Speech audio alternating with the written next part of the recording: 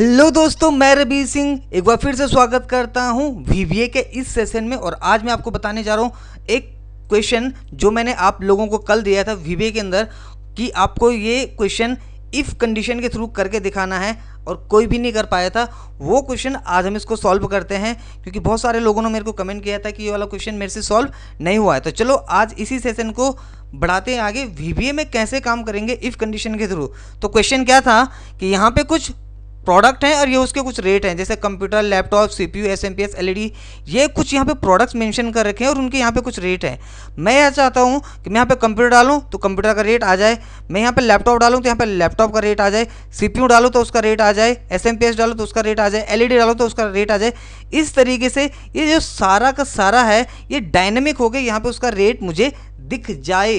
अब बेटे ये होगा कैसे, ये बनेगा कैसे, चलो देखते हैं इसके लिए। तो सबसे पहले आपको क्या करना है, यहाँ पे Alt F11 करके वीवीए स्टार्ट कर लेना है। तो मैं यहाँ से शॉर्टकट नहीं जाके यहाँ डेवलपर पे जाता हूँ, विजुअल बेसिक पे जाता हूँ, तो ये खुल चुका है।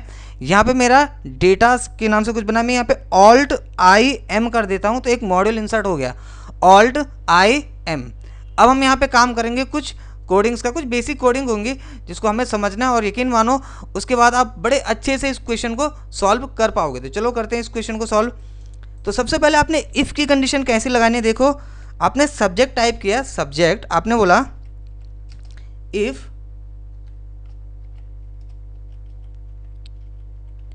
If condition. आप जो इफ़ की कंडीशन लगा रहे हो वो किस तरीके से लगा रहे हो, बेसिक लेवल पे। तो if condition multiple data,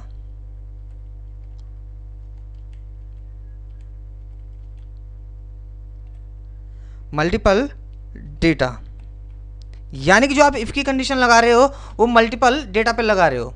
enter कर दिया, नीचे आगे। अब ये कैसे लगेगा, देखो मैंने बोला इफ़ अगर रेंज,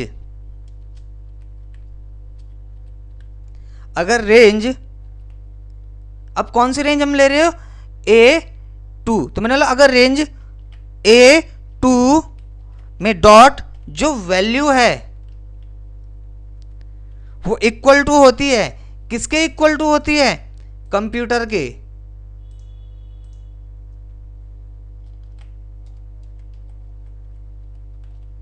बड़ा आसान क्वेश्चन था, बस थोड़ा सा दिमाग लगाना था, यहाँ पे लॉजिक बिल्ड करना था। तो देन क्या आ जाए, अब देखो क्या आ जाए। तो मुझे चाहिए कि अगर यहाँ पे कंप्यूटर हो A2 में, अगर यहाँ पे कंप्यूटर हो तो B2 में क्या आ जाए, तो B2 में आ जाए 5000। तो B2, तो आपने बोला तो रेंज B2 में डॉट वैल्यू इक्वल टू हो जाए, किसके इक्वल टू हो जाए, 5000 के। आप देख सकते हो यहाँ पे मैंने एक कंडीशन दे दी है। अब इसको डायनेमिक कैसे बनाएंगे कि ये डालें सारा आ जाए, तो इसके लिए बस आपको लॉजिक मैंने बताया था कल, वो आपको यूज करना है, जिसका नाम है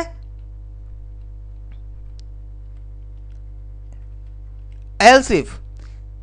कि अगर देखो एक कंडीशन तो हमने लगा ली कि अगर यहाँ पे होता है तो ये आ जाए, फिर मैंने बोला अगर वहाँ पे क्या होता है उसी रेंज में, जो आपको रेंज दी हुई है उस रेंज में, तो एल्स इफ।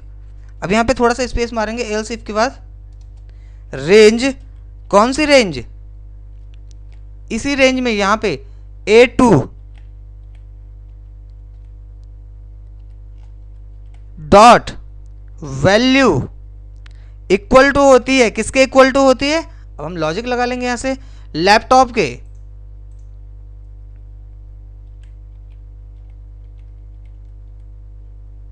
लैपटॉप को डबल इन्वर्टेड कॉमा के अंदर लिख लेंगे।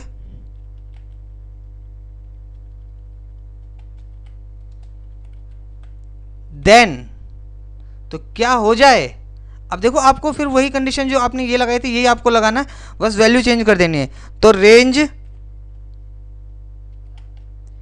B2 में डॉट वैल्यू इक्वल टू हो जाए, किसके इक्वल टू हो जाए, 6405।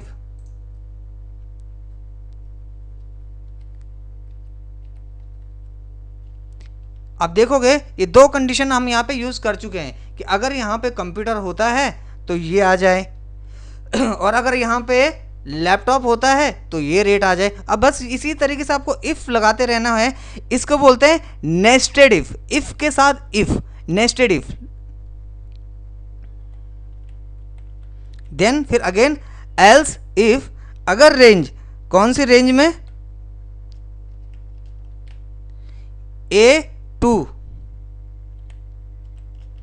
इसकी बिल्कुल भी मत करना इस सेशन को, नहीं तो आपको समझ में नहीं आएगा आगे, क्योंकि अभी इसमें कुछ और लॉजिक्स हैं। तो एल्स इफ A2 में डॉट वैल्यू अगर इक्वल टू होती है, किसके इक्वल टू होती है, अब आपने डबल इनवर्टेड कॉमा में लिखना है, लैपटॉप के बाद लिखा है CPU के बराबर, CPU के बराबर होता है, देन रेंज B2, ये जो रेंज है तो यहां पे B2 में क्या आ जाए 9800, B2 dot value equal to हो जाए, मैंने देखा नहीं, 9800।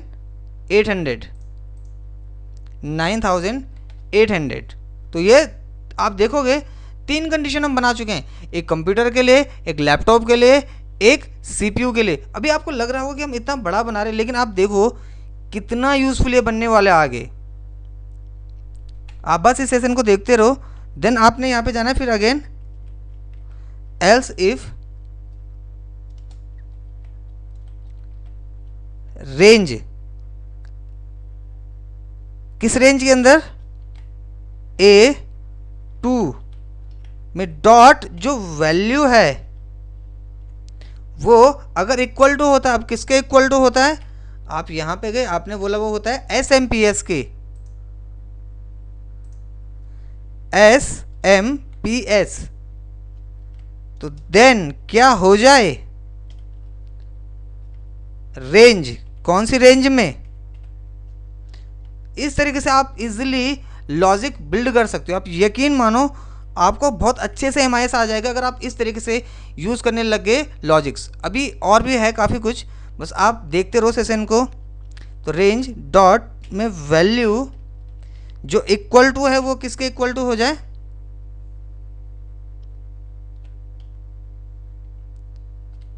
वो हो जाए, कितना रेट है 2458, 2458।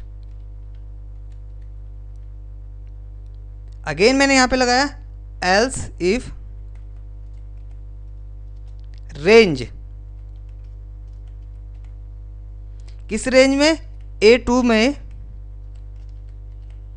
क्या होता है स्टूडेंट्स, बहुत सारे स्टूडेंट्स हैं जिनको मैं देखता हूं वो 1 मिनट भी नहीं देखते हैं इस सेशन को और उसके बाद स्किप कर देते हैं। इससे होता है क्या है, ना उनकी प्रैक्टिस देखने की अच्छी हुई है, ना उनके लॉजिक्स कंप्लीटली मतलब वो सीख पाए हैं, और ना ही वो प्रैक्टिस कर पाते हैं। 24 घंटे में से अगर आप 10 मिनट भी इस सेशन को नहीं देख पा रहे हो तो सोचो आपको कितनी सारी प्रॉब्लम्स का सामना करना पड़ेगा आगे।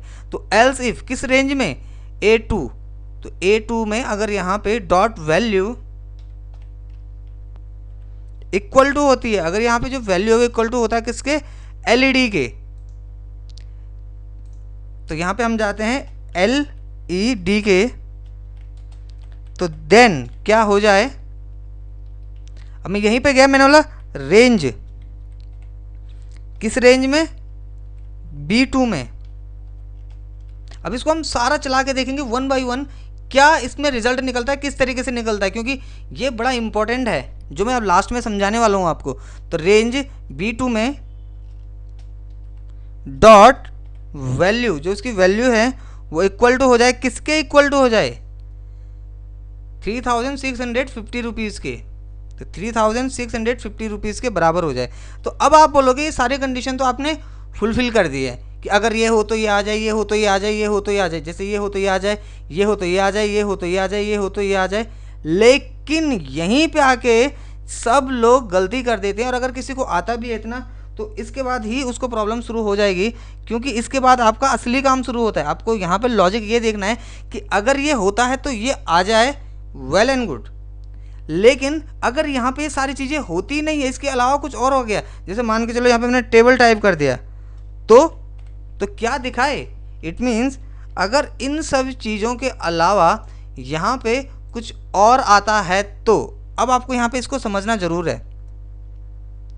तो आपकी एक कंडीशन मैंने आपको कल बताई थी लास्ट सेशन में कि अगर यहाँ पे कुछ नहीं होता है तो यानी कि एल्स, अगर यहाँ पे कुछ नहीं होता है तो क्या आ जाए? अब देखो इस चीज़ को ध्यान से, तो एल्स लगा के आपने बोला रेंज,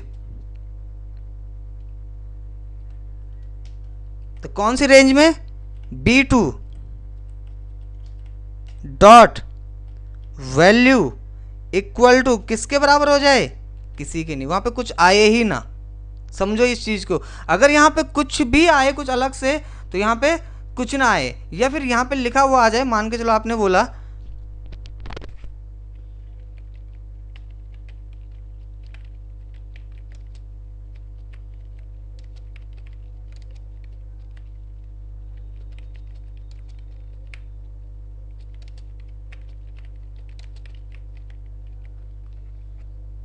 आपने एक मैसेज यहाँ पे टाइप किया, there is no product in this list, इस लिस्ट में प्रोडक्ट नहीं है।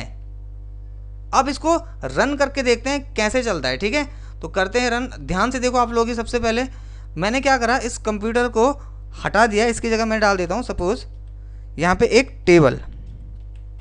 ठीक है, अब आप बोलोगे यहाँ पे टेबल है ही नहीं, लेकिन मैंने जानबूझ के ऐसा लिखा हुआ है टेबल, देखते हैं क्या इम्पैक्ट पड़ता है। देखो अभी आप समझने वाली बात अब शुरू होती है यहाँ पे, जो बहुत सबसे ज़्यादा इंपॉर्टेंट अभी तक के सेशन में। थोड़ा सा मैं इसका साइज जो है कम कर देता हूँ ताकि आपको मैं इजीली दिखा सकूँ एंड बता सकूँ।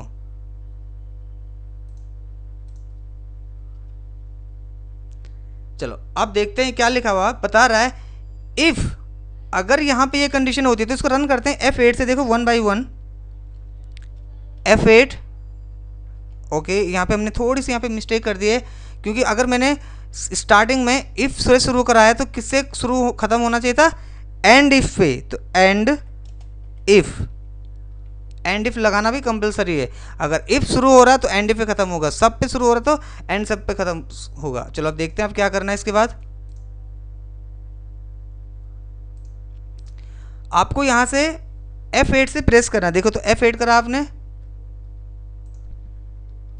यहां गया, देखो यहाँ नीचे आया।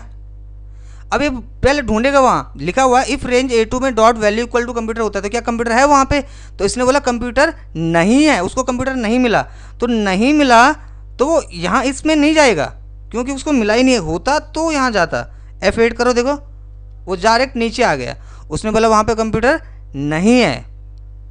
फिर नीचे आया, उसने वहाँ देखा क्या वहाँ लैपटॉप है इस रेंज में A2 में, तो F8 करा हमने, उसने बोला लैपटॉप नहीं है। वो फिर से यहाँ से नीचे आ गया, उसने देखा क्या CPU है वहाँ पे? नहीं है CPU भी, तो वो नीचे आ गया। फिर उसने बोला क्या यहाँ पे SMPS है? उसने बोला SMPS भी नहीं है, नीचे आ गया। क्या वहाँ पे LED है? नीचे आया, उसने देखा तो वहाँ पे उसको LED भी नहीं मिला, वो नीचे आ गया एल्स की कंडीशन पे। वो बोल रहा है कि इनमें से तो कुछ भी वहाँ पे है ही नहीं जो भी आपने दिए थे। तो अब वो यहाँ पहुँच चुका है नीचे। अब वो यहाँ क्या बोल रहा है देखते हैं। F8 किया मैंने, ये बोल रहा है कि अगर वहाँ पे कुछ नहीं है तो यहाँ पे क्या दे देगा वो? There is no product in this list. आप देखोगे इस तरीके से आपको यहाँ पे प्रोडक्ट की डिटेल्स दे रहा है कि यहाँ पे इस लिस्ट में ये चीज़ है ही नहीं। देखो एंड बाहर आ गया इस तरीके से। आप देखोगे तो ये कुछ इस तरीके से इसने यहाँ पे काम किया है, यानी कि यहाँ पे वो प्रोडक्ट है ही नहीं जो हम चाह रहे थे। अब हम इसको हटा देते हैं, अब यहाँ पे डाल देते हैं, सपोज हम क्या डाल देते हैं? कंप्यूटर।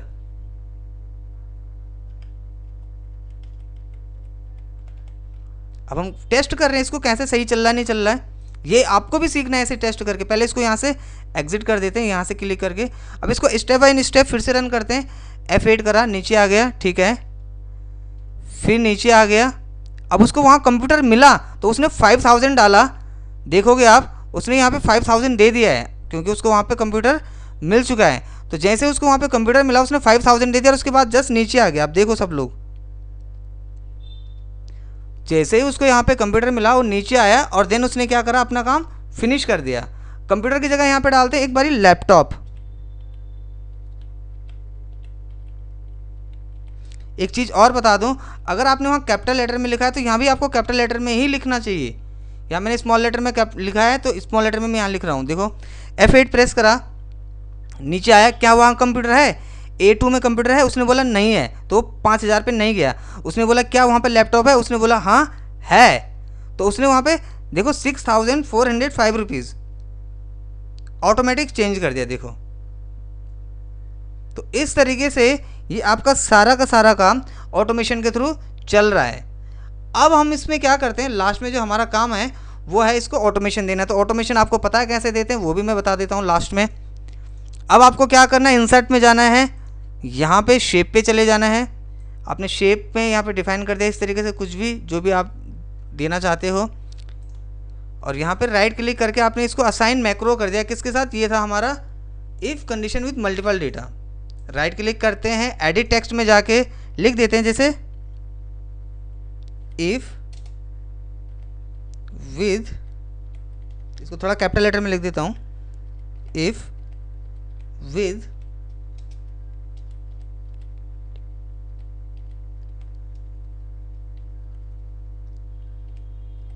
Multiple condition.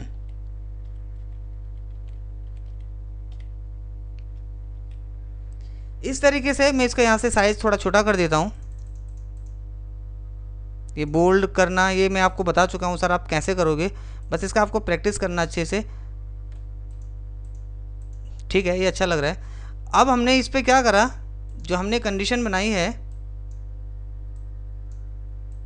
इसको असाइन भी कर रखा है इसके साथ, यहाँ से हटा देते हैं इस सबको। अब क्लिक करते हैं, देखो हो गया, चेंज हो गया। यहाँ पे लैपटॉप की जगह डालते हैं SMPS। अब देखते हैं ये चेंज होता है कि नहीं आता। SMPS, देखो SMPS का रेट है 2458।